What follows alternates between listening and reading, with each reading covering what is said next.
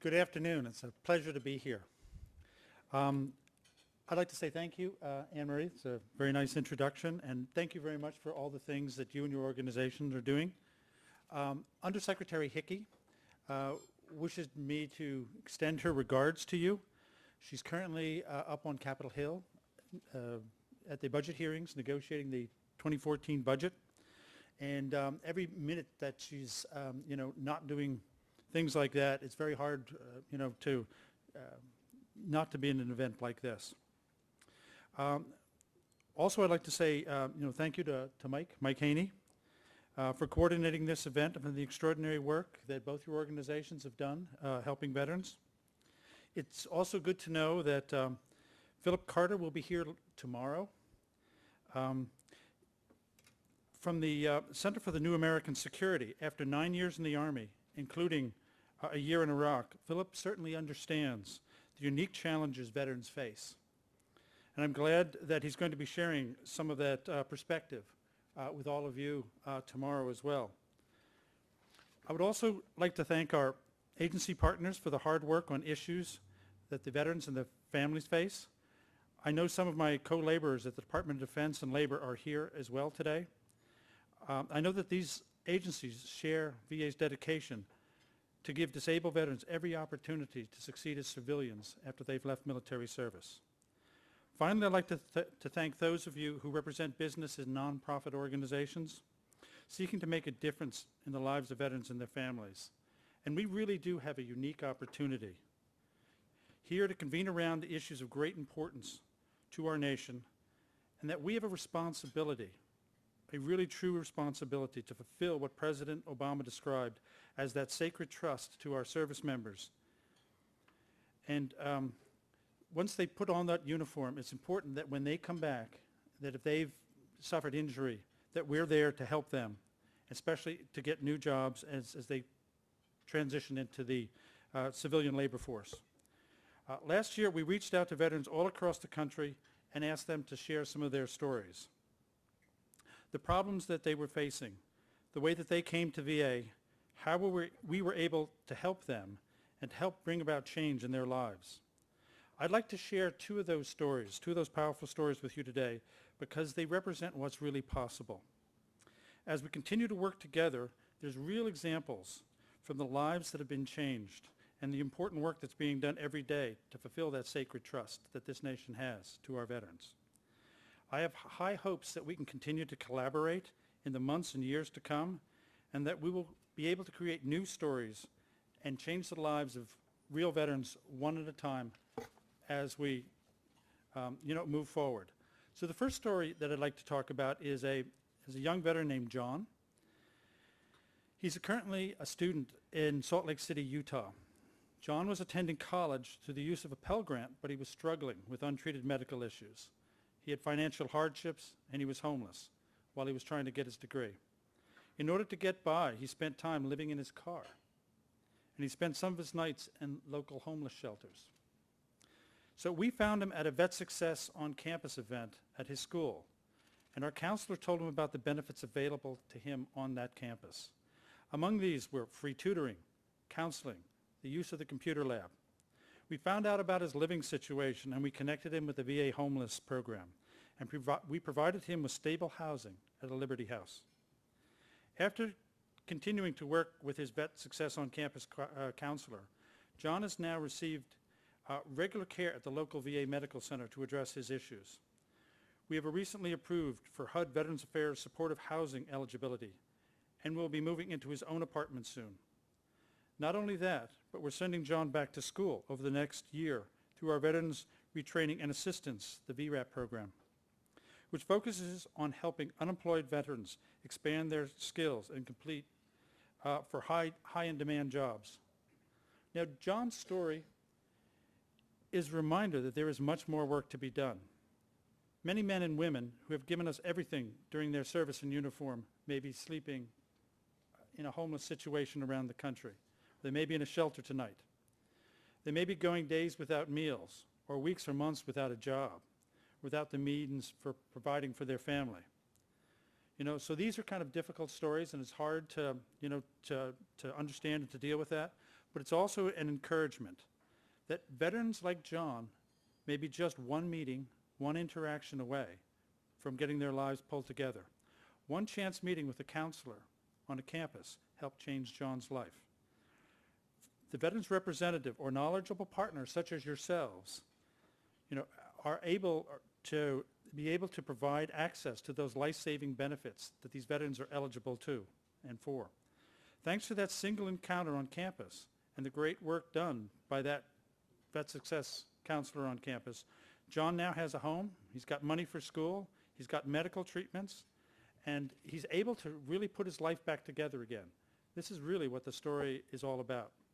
So as much as possible, we want to increase the number of those interactions, those chance encounters, those abilities for that veteran who's having a problem to be able to get out of those difficulties.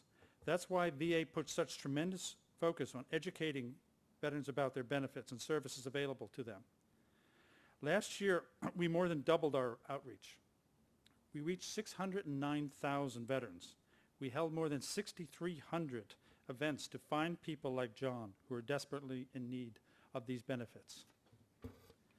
We expanded our Vet Success on-campus efforts from 8 to 32 campuses last year, and we will send 52 more employees out into the field this year to provide that outreach, that counseling, that referral and transition services at schools across the nation.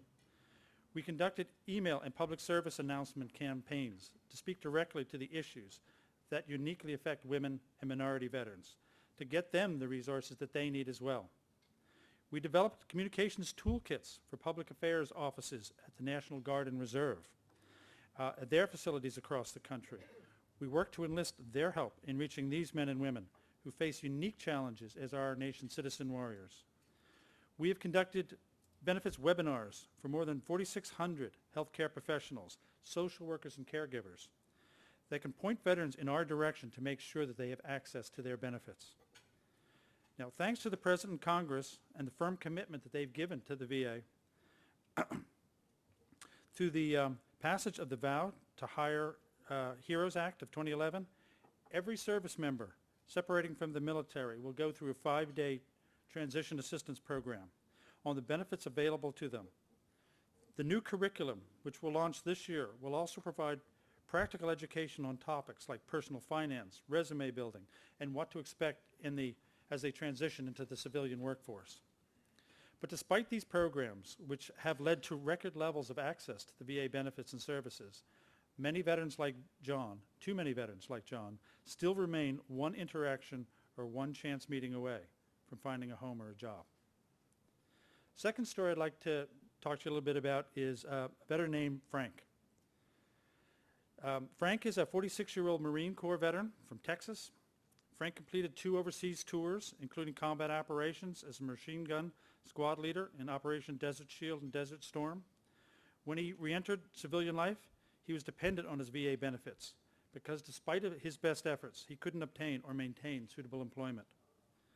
Through one of our print outreach campaigns, Frank learned about our VA's Chapter 31 Vocational Rehab and Employment, the VRNE program, and he soon began receiving counseling and guidance, and he had case management support from our VRNE program. Tomorrow, I think you're going to be hearing from Marguerite Devlin, and she'll be telling you more about this program. Based on his employment, so VRNE service became available to him based upon his interests, and we arranged for him to participate in a non-paid work experience program, which provides the veterans with work-related experience at local, state, or federal government agencies so that they can gain the marketable skills that will lead to a full-time employment opportunity. Frank took advantage of this opportunity, and his voc rehab counselor arranged a position for him in the medical supply department at his local VA medical center. Through this experience, he was able to develop the knowledge, skills, and abilities that made him competitive in his local job market. And we're proud to say that after completing this program successfully, he was able to secure full-time employment and a permanent position as a medical supply technician. This is a common, although not guaranteed, outcome for many of our veterans, and it's not surprising why. I think we all know that veterans work hard, they're mission-focused, they're team players. They stay until the job is done, and they're highly effective leaders. They've lived and breathed the core values of the military and of our nation. From what I remember about my years in the private sector, most companies jump at the opportunities to hire someone with that sort of skill and that sort of experience. Right now, we have 905 VRE counselors across the country, working cases like these every day to help veterans begin pursuing suitable civilian careers as they transition out of the military. We have also committed to bring on more than 90 new counselors to focus solely on jump-starting the transition of service members separating from the military because of wounds, injuries, or illness. These veterans have their own separate VA benefits process called IDES, the Integrated Disability Evaluation System, to help them leave the military with a VA rating for benefits and a check in hand as soon as they leave the service. That'll give them a good jump start as they're moving into the private sector and into the rest of their lives. With these and many other efforts combined, we have successfully rehabilitated about 40,000 disabled veterans over the past 4 years. In the same amount of time, we have increased the wages of veterans who have used the VRE program by almost 500%, from an average of $6,900 a year to almost $39,000 a year. There are many, many programs that contribute to these kinds of results. Programs like on-the-job training, where employers pay veterans at an apprentice wage rate and VA supplements that salary until the veteran reaches the journeyman level. Or special employer incentives, where VA reimburses the employers for up to 50% of a veteran's salary for up to 6 months. There are tax incentives ranging from $4,000 to $9,000 a year for companies that hire veterans with disabilities. Our special adapted housing grants, though not directly related to employment, these programs have put $108 million into the hands of more than 2,000 veterans to make the disability accommodating modifications to their homes so they can live a normal life. VetSuccess.gov is one of our premier employment resources. It provides information and links to jobs, to career service, and to military skills translators. Among the many other materials, by the end of FY12, we had more than 170,000 veterans and 5,000 potential employers, including companies like GE, Lockheed Martin, Northrop Grumman, using that website. Last year alone, we had 2,100 jobs posted and 126 million hits on the website. So we're out there, we're trying to connect the veterans and the companies to make sure that these opportunities are made available to them. Finally, our Veterans Employment Toolkit, which you can find at va.gov Vets in Workplace, provides necessary resources to employers, managers, and HR professionals to help veterans get those jobs. In conclusion, we in VA all believe we have an obligation and a duty to care for this nation's veterans, especially those who are ill or injured because of their military service while they wore the uniform. Veterans and their families have fought and sacrificed for this nation. They shouldn't have to fight for a job when they come home. VA stands committed with our agency partners and colleagues to make sure that every single veteran has access to the benefits and the services that he or she has earned. We are moving towards that goal faster than ever before with new programs and services that drastically increase our reach and the veterans' access.